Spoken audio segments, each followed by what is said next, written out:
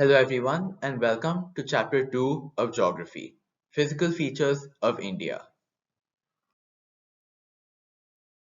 Okay, so as you can see, India is a very big country and you're expected to have many landforms.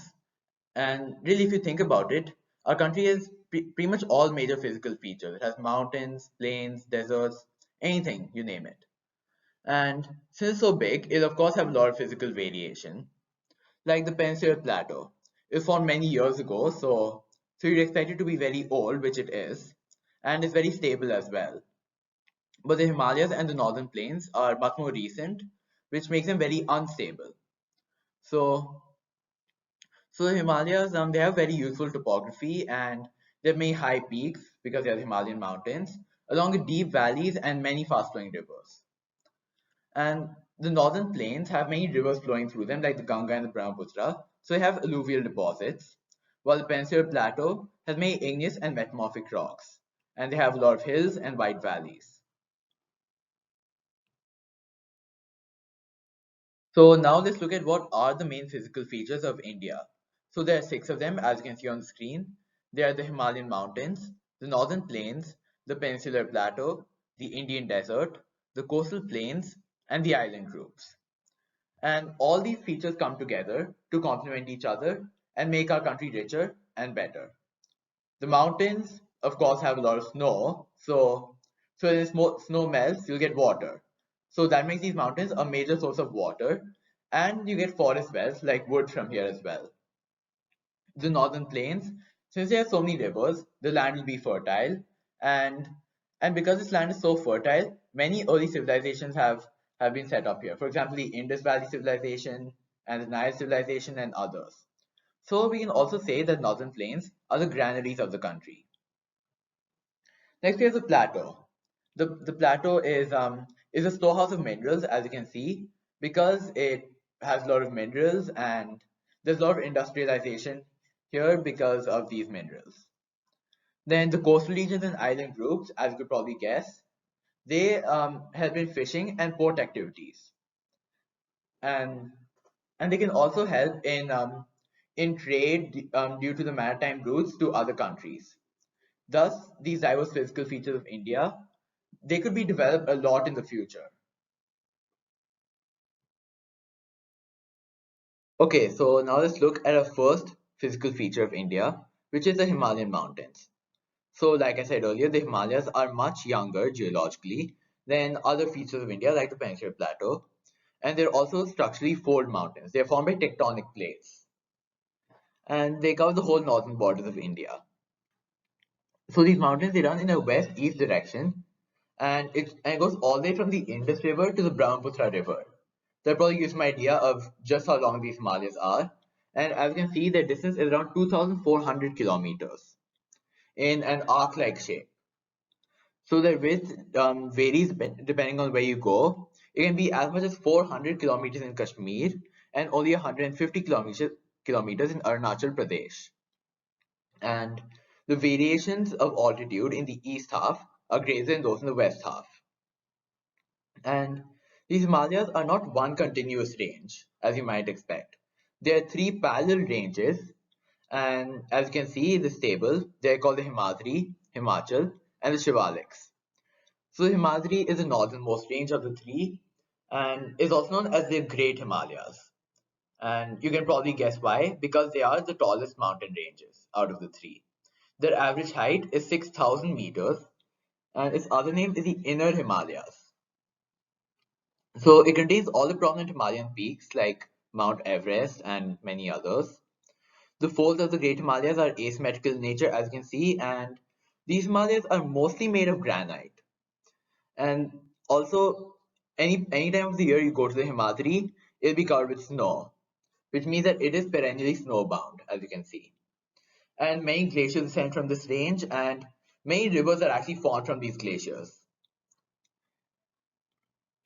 Next, we have the range which is the south of the Himadri.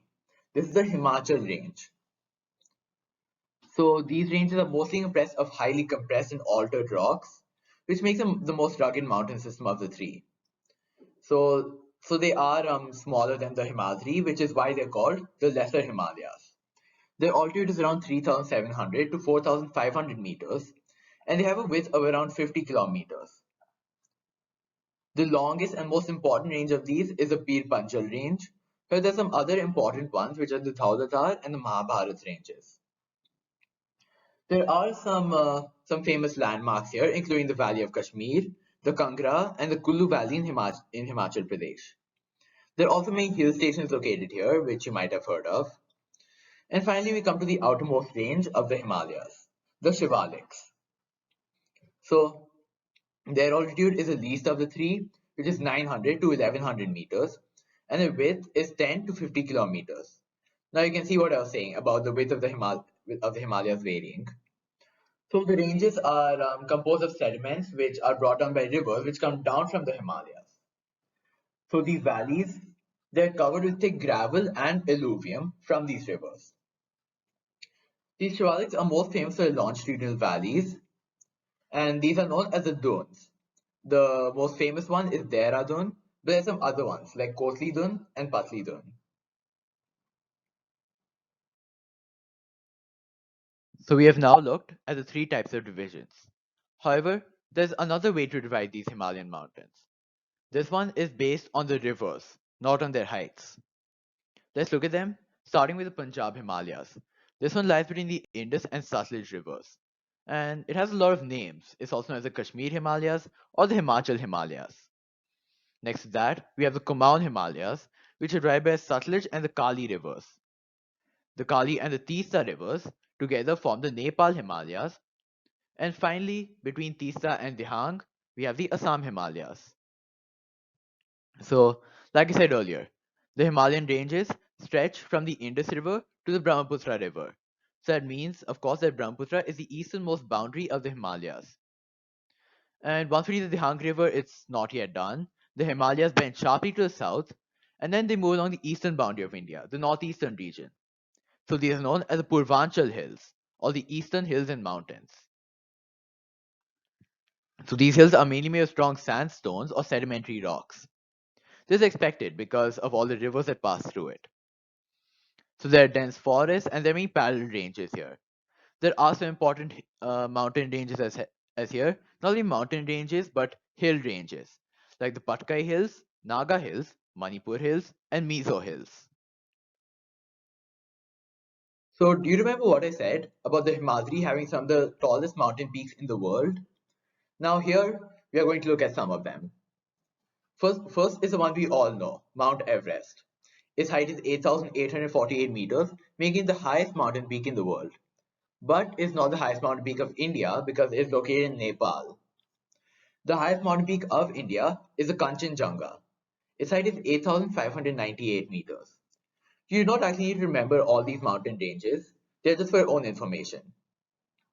Some other peaks of the Himalayas that are among the tallest in the world are the Makalu, Dhaulagiri, Annapurna, and Gurla Manjata. All of these are in Nepal, while the Nanga Parbat, Nanda Devi, Kamet, and Namcha Barwa are all in India.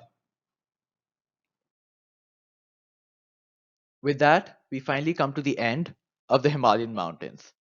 Now we're going to move further south to the northern plains. So the northern plains are mainly formed by just three rivers.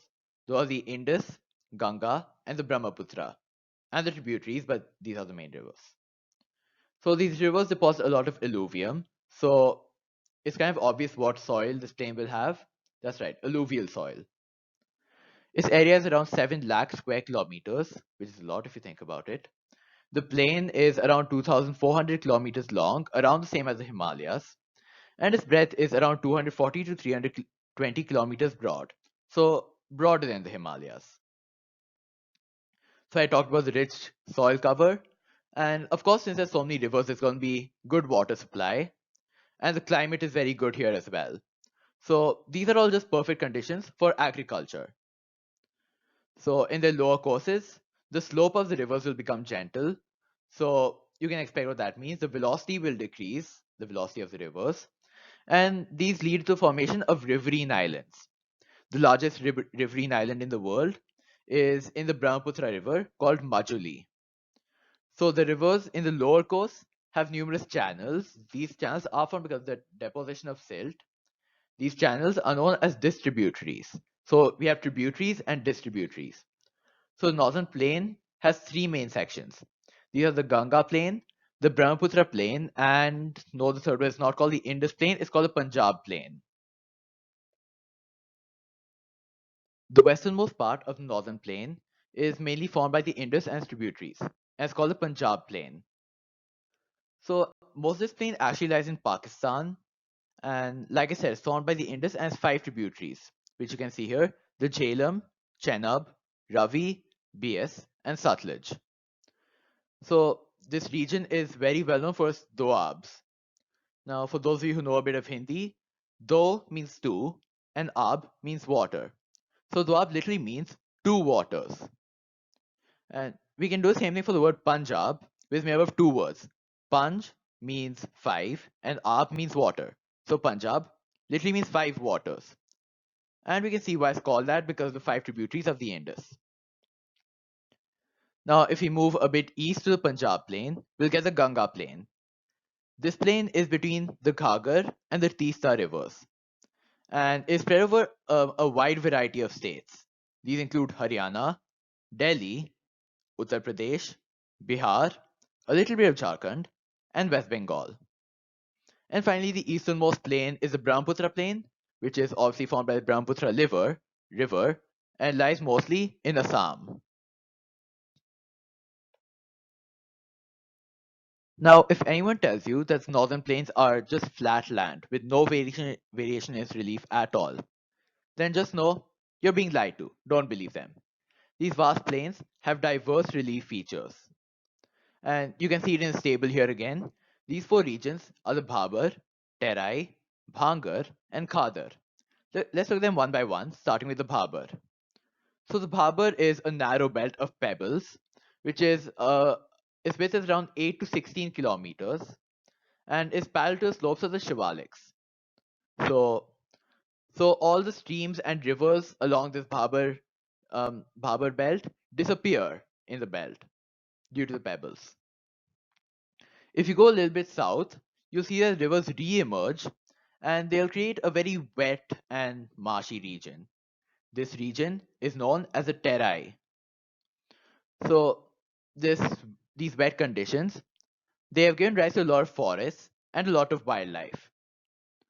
However, these forests, most of them have been cleared off to create agricultural land. However, we do have the Dudhwa National Park, which is actually located in this region. Now we come to the largest part of the northern plains. It is formed of older alluvium and is known as the Bhangar. It lies above the floodplains of the rivers, and its feature looks kind of like a terrace.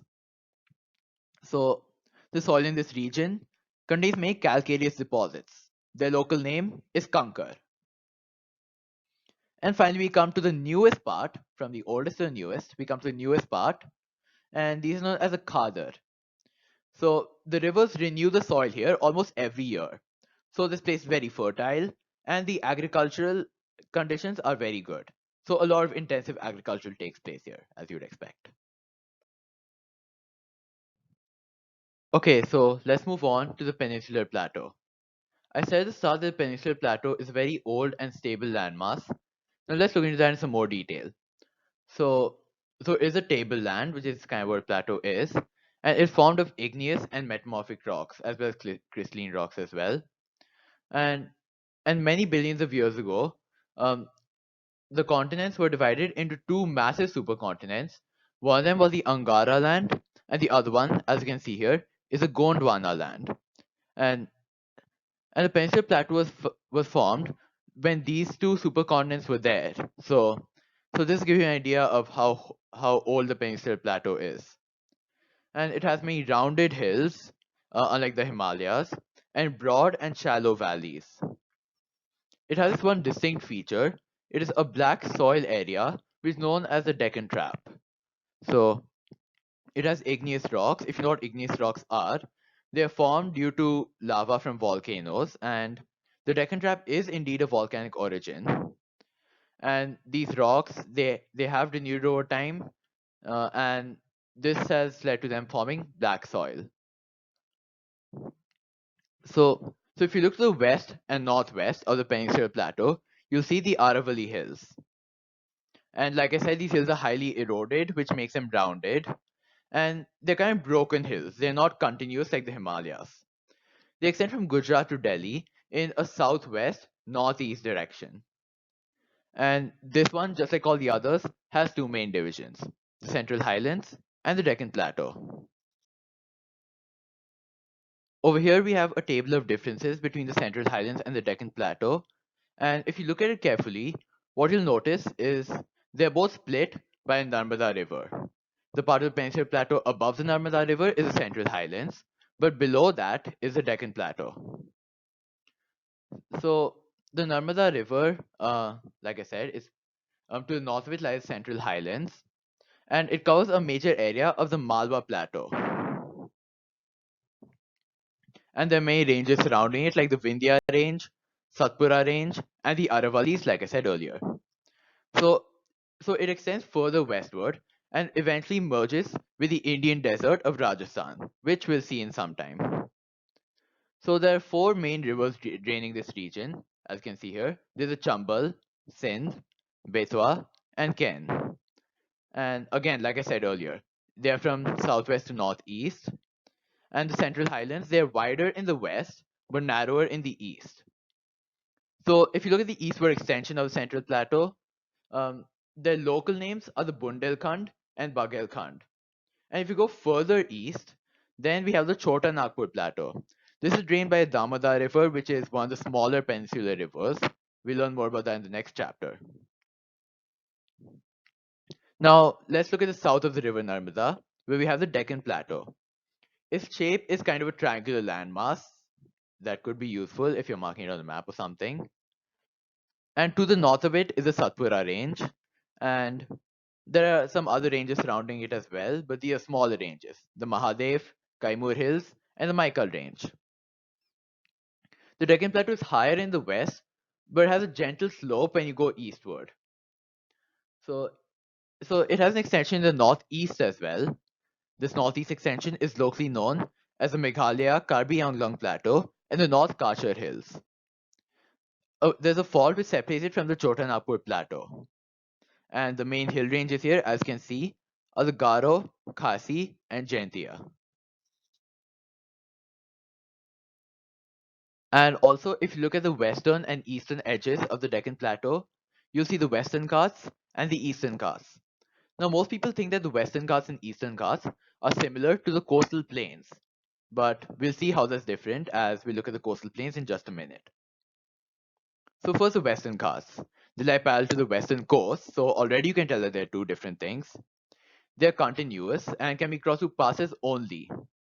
And then and some famous ghats here are the Thal, Bhor, and Pal Ghats. Now, the higher one among these is the Western Ghats because you get the average elevation 900 to 1600 meters, which is around the same as the Shivalik ranges that we looked at earlier. And the Eastern Ghats have around 600 meters as their height. So the Western Ghats have many different local names, which we're not going to go through here. And their height, if you go from north to south, it will progressively increase. There are some high peaks here, but they are pretty small compared to what's there in the Himalayas. These peaks are the Anaimodi and the Dodda Beta. The Anaimodi is around 2000, is almost 2,700 meters tall. I mean, you can just compare that with the mountains of the Himalayas we spoke about earlier. Those are almost 8,000 meters tall, so there's clearly a very big difference. But the Eastern Ghats are even smaller. They they are on the eastern side, of course, and they stretch from the Mahanadi Valley to the Nilgiris in the south. Now here's a big difference. The Eastern Ghats are discontinuous, unlike the Western Ghats, and they're dissected by rivers which drain into the Bay of Bengal. Which are those rivers? We'll learn in the next chapter. The highest peak here is the Mahendragiri. It's 1,500 meters. As you can see, much smaller than the Western Ghats, and really nothing in comparison to the Himalayas. There are some other ranges of hills here, like the Chevroy Hills and the Javadi Hills. So there are some hill stations here as well, which the Eastern Ghats are famous for. One of them is Udaga Mandalam. That's a long name, but most of you probably know it as Ooty. Another popular hill station here is Kodaikanal. Alright, let's move to the Indian desert. It lies to the western margins of the Aravalli Hills, which separates it from the Central Highlands, and it mainly covers the state of Rajasthan, as most of you know. So, so it's kind of your typical desert with an undulating sandy plain and many sand dunes.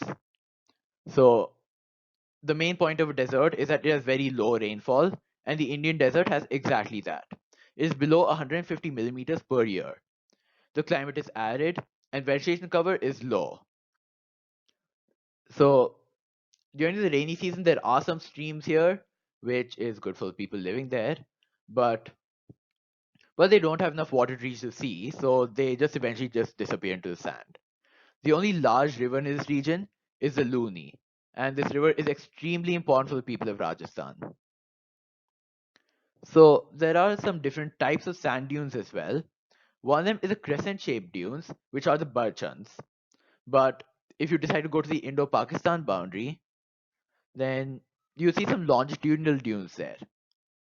Jaisalmer is a popular tourist destination. Maybe some of you have been there. So if you go there, you have probably seen some groups of Barchans.